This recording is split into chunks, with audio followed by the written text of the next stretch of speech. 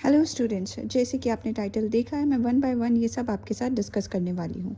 सबसे पहले मैं अपनी जर्नी से स्टार्ट करती हूँ। मैंने अपना फर्स्ट अटेम्प्ट 2018 में जून में दिया था और मेरा 4 मार्क्स से जो है वो एग्ज़ाम क्लियर नहीं कर पाई। बट उस टाइम मैंने सिर्फ 10 डेज़ के लिए ही पढ़ाई की थी।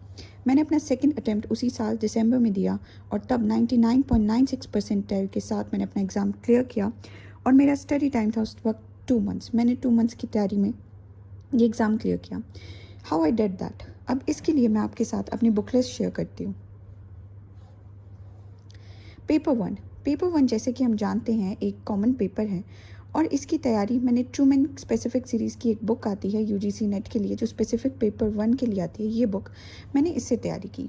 पेपर 2 हिस्ट्री के लिए मैंने एंशंट हिस्ट्री के लिए उपेंद्र सिंह की बुक उठाई, जो कि ये वाली बुक है। मैं सारी बुक नहीं पढ़ पाई थी उस टाइम पे, बट 7-8 चैप्टर्स मैंने कवर किए। उसके अलावा आर एस शर्मा एक बेसिक बुक है जो आप पढ़ सकते हैं, बट क्योंकि वो मैंने अपने कॉलेज में अपनी ग्रेजुएशन के टाइम पढ़ी थी इसलिए मैंने वो बुक इस टाइम पे रिपीट नहीं की।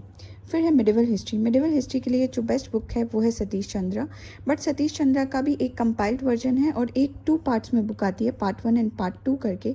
तो मैंने ये दोनों बुक्स कवर की थी, पार्ट 1 एंड पार्ट 2, बिकॉज इसका कंटेंट मुझे बेटर लगा। मॉडर्न हिस्ट्री के लिए एक जो नॉर्मल बुक है जो कि है स्पेक्ट्रम, जो कि सभी लोग पढ़ते हैं क्योंकि एक बेस बुक है और फैक्ट्स बहुत शॉर्ट कंसाइज फॉर्म में इसमें दिए हुए हैं। सो ऑब्वियसली मैंने स्पेक्ट्रम तो पढ़ी ही पढ़ी, बट साथ में बिपिन चंद्रा की एक बुक आती है वो भी पढ़ी, इंडिया स्ट्रगल फॉर इंडिपेंडेंस। ये जो बुक है ये मैंने अपनी ग्रेजुएशन के टाइम में पढ़ी थी, तो मैंने एक बार गो थ्रू ज़रूर की थी इस टाइम पे, बिकॉज ये भी मुझे हेल्पफुल लगी। नेक्स्ट हम डिस्कस करेंगे प्रिपरेशन। सो सबसे पहले हम बात करते हैं पेपर 1 की। सबसे पहले मैंने क्या किया, पिछले 5 ईयर्स के प्रीवियस ईयर क्वेश्चंस उठाए, previous year questions last 5 years के उठाए और फिर उन्हें सॉल्व किया। जब उन्हें सॉल्व किया तो मुझे पता लगा कि मेरा स्ट्रॉन्ग एरिया है teaching and research and reasoning, उसमें बिना पढ़े ही मैं मोस्टली अपने सारे जो क्वेश्चंस हैं वो सॉल्व कर पा रही हूँ। लेकिन जो क्वांटिटेटिव एप्टीट्यूड है या कंप्यूटर से रिलेटेड क्वेश्चंस है वो मेरे इतने स्ट्रॉन्ग एरिया नहीं है, वो मीडियम है या लो है, तो उन पे मुझे वर्क करना है। फिर मैंने अपनी बुक पढ़ी और बुक पढ़ने के साथ साथ मैंने उन एरियाज़ पे वर्क किया, तो इसलिए मुझे सारा कुछ कवर भी नहीं करना पड़ा और पेपर 1 की तैयारी बहुत अच्छे से हो गई थी। पेपर 2 के अंदर मैंने सारी बुक्स ऑब्वियसली कवर की थी बहुत अच्छे से, बट मुझे रिवीजन का टाइम नहीं मिला था तो मैं रिवाइज नहीं कर पाई थी, पर मैंने एक बार सभी को अच्छे से ज़रूर पढ़ा था।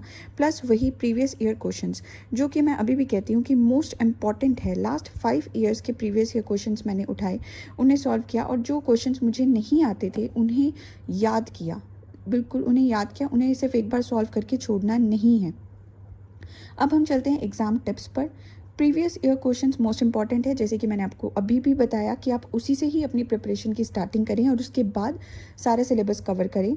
अपने स्ट्रॉन्ग एरियाज़ पर भी वर्क करें और वीक एरियाज़ पर भी वर्क करें, बट स्ट्रॉन्ग एरियाज़ को पहचानें, दैट इज़ मोस्ट इंपॉर्टेंट। और जब एग्ज़ाम सॉल्व करें तब एक चीज़ बहुत इंपॉर्टेंट है कि आपको एलिमिनेशन मेथड यूज़ करना होगा, बिकॉज मोस्टली डायरेक्ट क्वेश्चंस नहीं मिलेंगे, इनडायरेक्ट क्वेश्चंस मिलेंगे। तो उस वक्त आप ये कर सकते हैं कि जो आंसर्स आपको बिल्कुल ही गलत लग रहे हैं उन्हें हटा दें और जिनमें आपको डाउट लग रहा है उनमें फिर आप सोचकर अपना आंसर सिलेक्ट कर सकते हैं। Be hopeful guys, best of luck, ये मैं आपको ज़रूर कहना चाहूँगी। Next thing and last thing कि अगर आप इस एग्ज़ाम से या प्रेप से रिलेटेड कोई भी क्वेरी है, कुछ और पूछना चाहते हैं, कुछ और जानना चाहते हैं, तो प्लीज़ कमेंट कीजिए। और आपको अगर ये वीडियो यूज़फुल लग रही है तो लाइक करें, सब्सक्राइब करें, इस टाइप की और वीडियोज़ आप देखना चाहते हैं। और इसके अलावा मैं एक चीज़ और कहना चाहूँगी कि मैं इसके अलावा स्पेक्ट्रम की एक सीरीज़ भी बना रही हूँ जिसमें आप वीडियो देखकर स्पेक्ट्रम याद कर सकते हैं, आपको बुक खोलने की ज़रूरत नहीं है। आप वो सारी वीडियोस देखें और सारा जो कंटेंट है आपको याद हो जाएगा। सो आप उसको भी फॉलो कर सकते हैं और देख सकते हैं मेरे चैनल पे वो वाली वीडियो भी। Thank you so much.